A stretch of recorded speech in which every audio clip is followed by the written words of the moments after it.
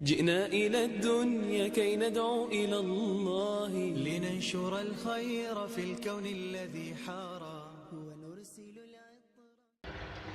الحمد لله وكفى وسلام على عباده الذين اصطفى أما بعد فأعوذ بالله من الشيطان الرجيم بسم الله الرحمن الرحيم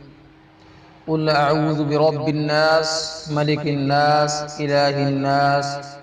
من شر الوسواس الخناس الذي يوسوس في صدور الناس من الجنة والناس۔ آج ہم اس مجلس میں سورہ ناس کا مطالعہ کر رہے ہیں۔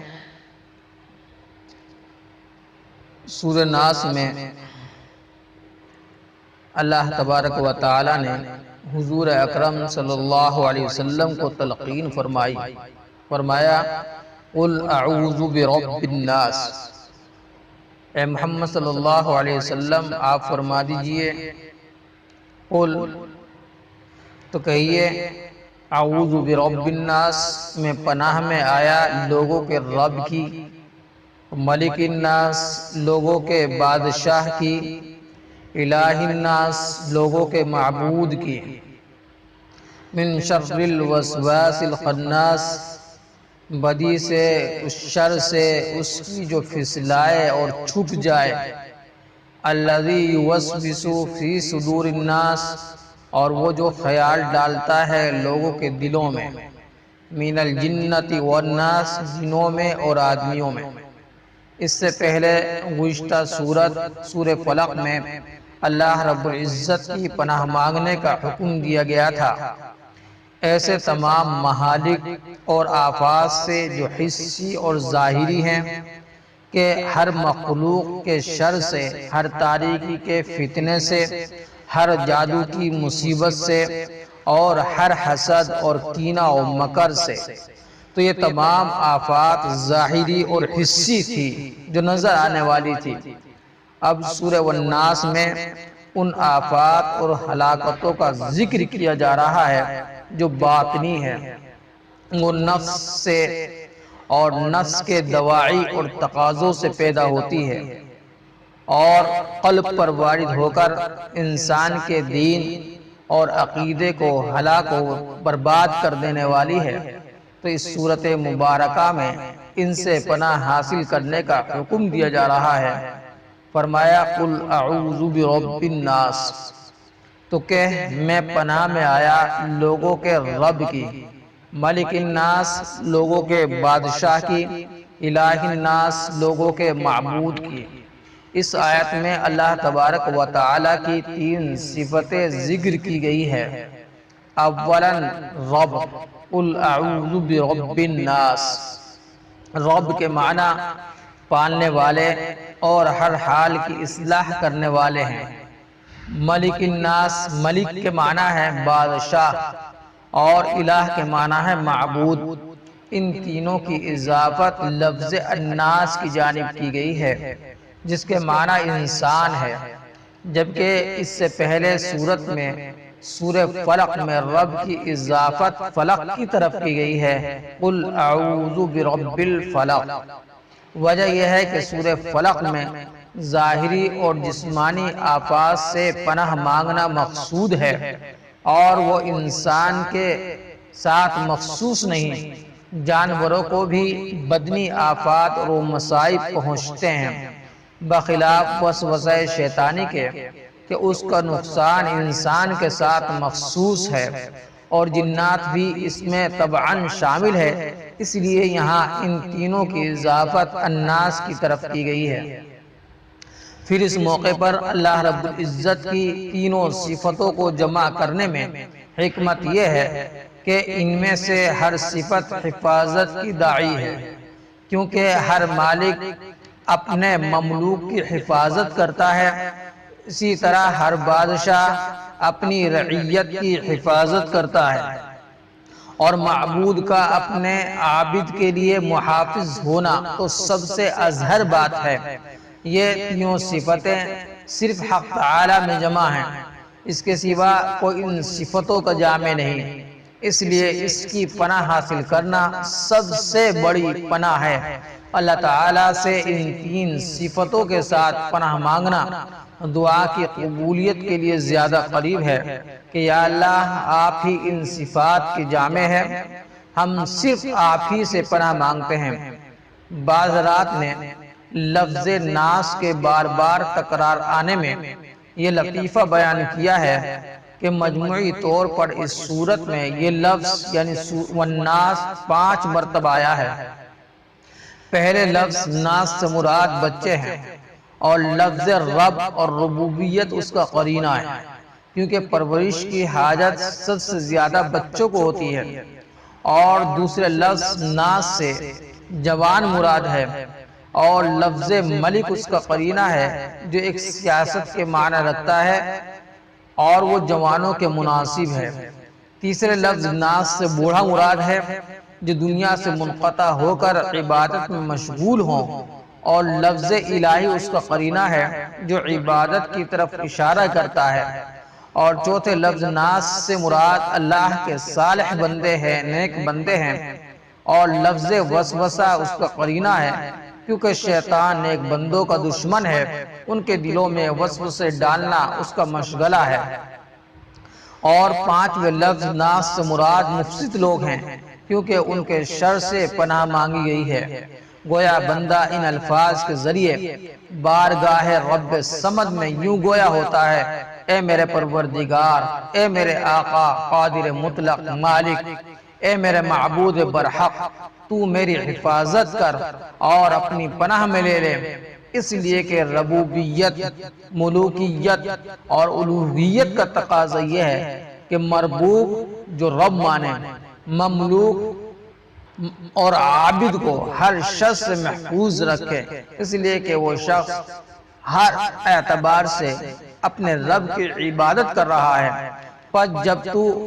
میرا پشت پناہ ہے تو مجھے کوئی ذلت کیوں کر پہنچ سکتی ہے، اور جب تو میرا پروردگار ہے تو مجھ پہ کوئی ظلم کیوں کر سکتا ہے۔ من شر الوسواس الخناس، بدی سے اس کی جو پھسلائے اور چھپ جائے، الذی یوسوس فی صدور الناس، اور وہ جو خیال ڈالتا ہے لوگوں کے دل میں۔ اللہ تعالیٰ کی 3 صفات ذکر کر کے اب اس کا بیان ہے جس سے پناہ مانگنا مقصود ہے۔ یہاں وسواس بمعنی وسوسہ ہے اور اس سے مراد شیطان ہے جس کو مبالغتاً وسواس فرمایا گیا۔ وہ سراپا وسوسہ ہے۔ وسوسے کے معنی شیطان کا اپنی اطاعت کی طرف ایک مخفی کلام کے ذریعے بلانا ہے جس کا مفہوم انسان کے دل میں آ جائے اور کوئی آواز سنائی نہ دے۔ اور خناس کے معنی پیچھے لوٹنے کے ہیں۔ شیطان کو خناس اس لیے کہا گیا کہ اس کی عادت یہ ہے کہ انسان جب اللہ تعالیٰ کا نام لیتا ہے تو پیچھے بھاگتا ہے، پھر جب ذرا غفلت ہوئی تو پھر آ جاتا ہے، پھر وہ اللہ کا نام لیتا ہے، پھر پیچھے لوٹ جاتا ہے۔ یہی عمل مسلسل جاری رکھتا ہے۔ رسول اکرم صلی اللہ علیہ وسلم نے فرمایا کہ ہر انسان کے دل میں 2 گھر ہیں، ایک میں فرشتہ رہتا ہے، دوسرے میں شیطان۔ فرشتہ اس کو نیک کاموں کی رغبت دلاتا ہے اور شیطان برے کاموں کا حکم کرتا ہے۔ پھر جب انسان اللہ تعالیٰ کا ذکر کرتا ہے تو شیطان پیچھے ہٹ جاتا ہے، اور جب تک وہ ذکر اللہ میں مشغول نہیں ہوتا تو اپنی چونچ انسان کے دل پر رکھ کر اس میں برائیوں کے وسوسے ڈالتا ہے۔ من الجنۃ والناس، جنوں میں سے ہو اور آدمیوں میں سے ہو۔ یہ بیان وسوسہ ڈالنے والے کا، اور مطلب یہ ہوا کہ جس طرح شیاطین الجن سے پناہ مانگتا ہوں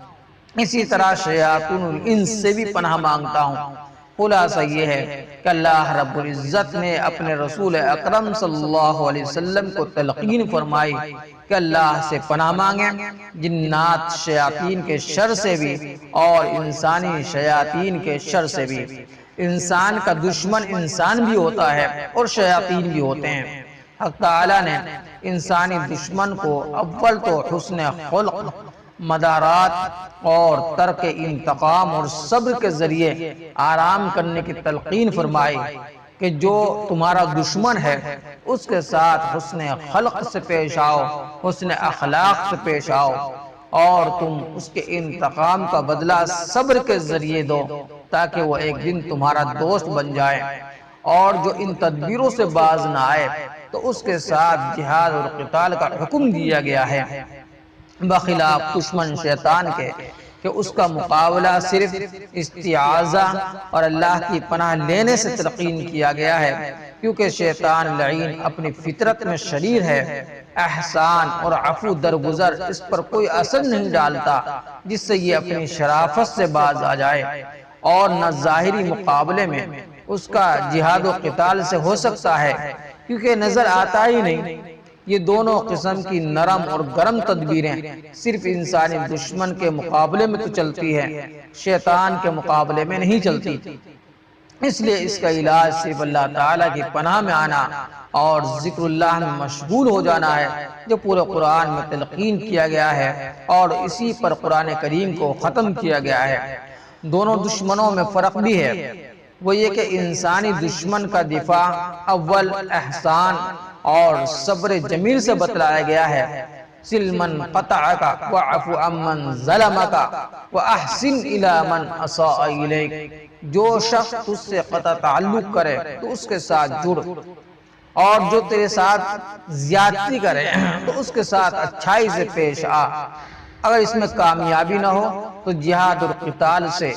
اور دونوں صورتوں میں مقابلہ کرنے والا مومن کامیاب ہی کامیاب ہے، کیونکہ دشمن کے مقابلے میں یہ غالب آ گیا تب تو اس کی کامیابی کھلی ہوئی ہے، اور اگر شکست کھا گیا یا مقتول بھی ہو گیا تو آخرت کا اجر و ثواب اور شہادت کے فضائل اس کو اتنے بڑے ملیں گے جو دنیا کی کامیابی سے کہیں زیادہ ہوں گے۔ غرض انسانی دشمن کے مقابلے میں ہار جانا بھی مومن کے لیے کوئی مضرت کی بات نہیں، کوئی نقصان کی بات نہیں، بخلاف شیطان کے کہ اس کی خوشامد اور اس کو راضی کرنا بھی گناہ ہے، اور اس کے مقابلے میں ہار جانا تو آخرت کو تباہ کر لینا ہے۔ یہی وجہ ہے جس کے لیے دشمن شیطان کی مدافعت کے واسطے حق تعالیٰ ہی کی پناہ لینا علاج ہے، اور اس کی پناہ کے سامنے شیطان کی ہر تدبیر ضعیف اور بے اثر ہے۔ حافظ ابن کثیر رحمۃ اللہ علیہ بیان فرماتے ہیں کہ حضرت عبداللہ ابن اسلم رضی اللہ تعالیٰ عنہ کے سینے پر ہاتھ رکھ کر نبی اکرم صلی اللہ علیہ وسلم نے فرمایا کہ وہ نہ سمجھے کیا کہیں، پھر فرمایا کہ تو انہوں نے سورہ قل هو اللہ احد پڑھی، آپ نے فرمایا کہ پھر انہوں نے سورہ فلق پڑھی، آپ نے فرمایا پڑھ، تو انہوں نے سورہ ناس پڑھی۔ اس کے بعد آپ صلی اللہ علیہ وسلم نے فرمایا اسی طرح پناہ مانگا کر،